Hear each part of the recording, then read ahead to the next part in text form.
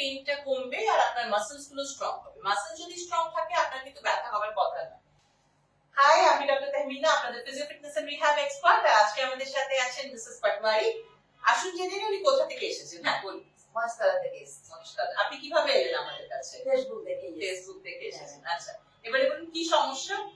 কোমরের সমস্যা, হাঁটুর সমস্যা। ওকে, কোমর আর হাঁটু এটা কতদিন ধরে আপনার মানে ব্যথা না স্টিফনেস? ব্যথা। আচ্ছা, এটা কতদিন ধরে আপনার? 5-6 বছর ধরে। 5-6 বছর ধরে এটা ফেস করছে।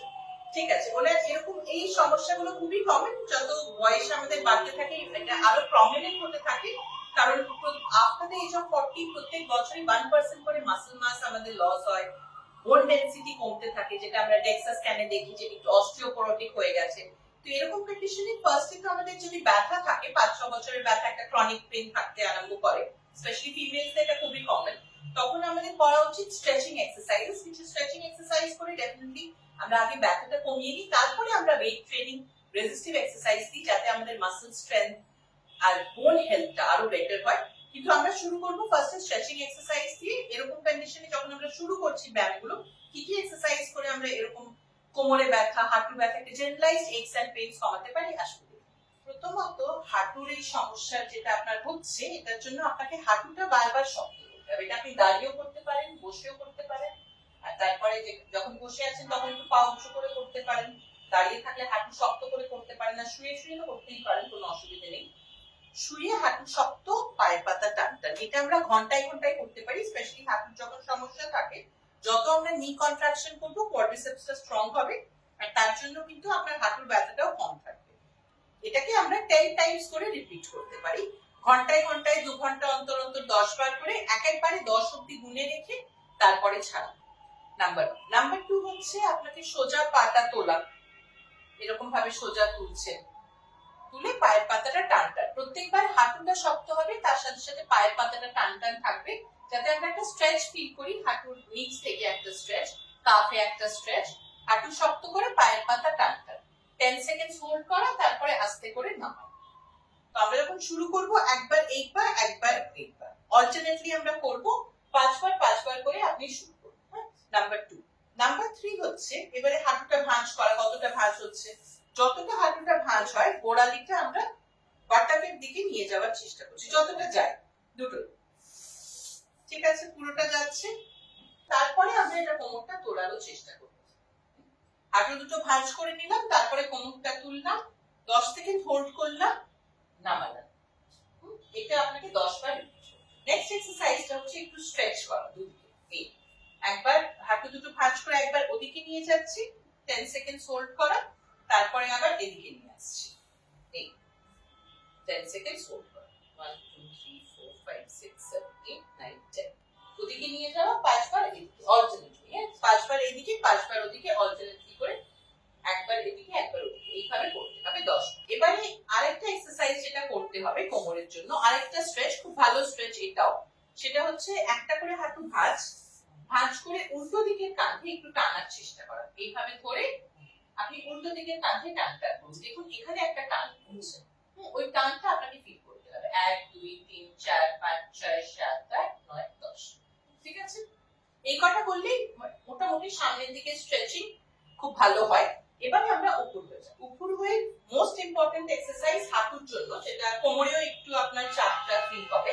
হাঁটু আর কোমর দুটো একসাথে যেটা করতে পারবেন, সেটা হচ্ছে হাঁটুটা ভাঁজ করা, ভাঁজ করে অন্য পাটা দিয়ে ওটাকে পুশ করা, কোমরের দিকে ঠেলা। এটা করতে গিয়ে যদি অসুবিধা হয়, তাহলে আমাদেরকে এইভাবে একটু অল্টারনেটিভ হচ্ছে, কেউ যদি একটু হেল্প করে দেয়, এটা এইভাবে দেখুন, এখানে কষ্টটা কম হচ্ছে। ঠিক আছে, ঠিক আছে, এটা যদি কেউ হেল্প করে দেয়, একটু গোড়ালিটা কোমরের দিকে টাচ করা। যদি কেউ না থাকে তাহলে অন্য পাটা দিয়ে আমরা পুশ করতে পারি, কিন্তু মাঝে মাঝে ওটা একটু টান আসে, ওটাই যদি টান আসে তাহলে আমরা অল্টারনেটলি এইভাবে এটা করতে পারি। এবারে যেটা করতে হবে, কোমরের জন্য আবার একটু ফোকাস দরকার। কোমরের জন্য আমরা পাটা একটা করে পা তোলা, এখানে বডিটা ঘুরবে না, বডিটা স্ট্রেট থাকবে, হাঁটুটা সোজা থাকবে। আর এই সোজা যখন থাকছে, হ্যাঁ, তখনই কিন্তু এটা বেশি এফেক্টিভ গ্লুটিয়াই, যে আমাদের মাসলটা, গ্লুটিয়াস মাসলটাকে স্ট্রেংথেন করার জন্য। পাটা ঘুরবে না, পাটা সোজা থাকবে, বডিটাও সোজা থাকবে, হালকা উঠবে। খুব বেশি তুলতে গেলেই কিন্তু আপনার যে গ্লুটিয়াস মাসলটা আমরা অ্যাড্রেস করতে চাইছি, সেটা কিন্তু মুভ হয়ে যাবে, সেই জন্য হালকা তুলুন। 10 সেকেন্ড হোল্ড করা, নামানো, এই পায়েও তাই হালকা করে তোলা, 10 সেকেন্ড হোল্ড করা, তারপরে নামানো। নেক্সট হচ্ছে একটু ভুজঙ্গাসন, আমরা যেভাবে করি স্পাইনাল এক্সটেনশন। হাতটা সামনের দিকে নিয়ে যাবেন, নিয়ে উপরের দিকে বডিটা তোলার চেষ্টা করবেন। এটা যখন আমরা তুলছি আমরা এটাই এনশিওর করব যে পেটের মাসল গুলো যেন আপনার বেডটাকে টাচ করে। খুব বেশি আর্চিং এর দরকার নেই, জাস্ট এখানে কোমরের যে আর্চটা সেটা ফিল করতে হবে, পেটটা যেন বেডে টাচ করে থাকে। 10 সেকেন্ড হোল্ড করা, তারপরে আস্তে করে নামানো। আমরা দরকার নেই যে হাতের যে সাপোর্টটা, দুটো হাতেরই সাপোর্ট নিয়ে এটা করব। ঠিক আছে, এটা এইভাবে 10 বার করলাম 10 সেকেন্ড হোল্ড করে। এবার লাস্ট এক্সারসাইজ যেটা করতে হবে এইভাবে, সেটা হচ্ছে হাত দুটো পেছনে নিয়ে এলাম, নিয়ে এসে আমাদের এই যে আঙুলগুলো, পায়ের আঙুলগুলো বেডে ঠেকিয়ে হাঁটুটা সোজা করে নেবো, বেডে টাচ হবে না। তারপরে আপার বডিটা তোলা, এই তুলে এখানে একটা প্রেসারটা ফিল করছি अगेंस्ट গ্র্যাভিটি। আমরা যখন মুভ করছি তখন এখানে একটা প্রেসার ফিল হয়, সেটাকে একটু ফিল করলে তবেই আপনার লো ব্যাক পেইনটা কমবে আর আপনার মাসলস গুলো স্ট্রং হবে। মাসল যদি স্ট্রং থাকে আপনার কিন্তু ব্যথা হওয়ার কথা না। তাই জন্য এই এক্সারসাইজটা কিন্তু খুব ইম্পর্টেন্ট, আনসাপোর্টেড স্পাইনাল এক্সটেনশন, খুব ইম্পর্টেন্ট। 10 সেকেন্ড হোল্ড, তারপরে আস্তে করে নাও। আচ্ছা, এবারে বসে যেটা আমি বলছিলাম, বসেও হাঁটু শক্ত করতে পারেন, ওটা এইভাবে করতে হবে। আপনি হাত দুটো সাপোর্ট নেবেন না, হাত দুটো এই একটা করে পা তোলা উপরে, পায়ের পাতা টান টান, 1 2 3 4 5 6 7 8 9 10, তারপরে আবার এই পা তোলা, পায়ের পাতা টান টান। আপনাদের যদি এরকমই সমস্যায় আপনারা ভুগছেন যে আপনাদের হাঁটুতেও ব্যথা, তার সাথে কোমরেও ব্যথা, আসলে এটা পুরো একটা ক্লোজ চেইন। তো শরীরটাতে কোনো অঙ্গ যদি আপনাদের একটা অঙ্গতে প্রবলেম হচ্ছে, সেটা কিন্তু রিফ্লেকশন তার পরবর্তী যে নিচের যে অঙ্গটা সেটাতেও আপনি কিন্তু ফিল করবেন। যেমন একটা পার্টে ভাবুন আপনার নিতে যদি প্রবলেম হয়, সেটা রিফ্লেকশন কিন্তু আপনি হিপেও ফিল করবেন। কারণ নিতে বাঁচাবার জন্য আপনি কম্পেনসেটরি মুভমেন্ট যেটা করছেন সেটাতে হিপেও একটু প্রবলেম আসতে পারে বা অ্যাঙ্কেলেও প্রবলেম আসতে পারে। তো সেই জন্য এটা খুব কমন প্রবলেম যে আমাদের দুটো সাইমালটেনিয়াসলি দুটো জয়েন্টে যদি ব্যথা হচ্ছে, সেটা is because of compensatory movement. সেটা কিন্তু বেশি দিন যদি আমরা হতে দিই তাহলে কিন্তু আর্থ্রাইটিস শুধু নিতে শুরু হয়েও হিপেও আর্থ্রাইটিস হতে পারে, হিপেও একটা ডিজেনারেশন আসতে পারে। তো সেটাকে নেগলেক্ট করা একেবারেই উচিত না। যদি সমস্যা হচ্ছে এক্সারসাইজ করে আপনারা দেখুন যে যদি আপনারা রিলিফ পাচ্ছেন তাহলে খুবই ভালো। যদি না পাচ্ছেন আপনারা আমাদের কাছে আসুন, দ্য কিউ ফিজিওস, আমরা আপনাদের হেল্প করব এরকম প্রবলেম থেকে বেরোতে।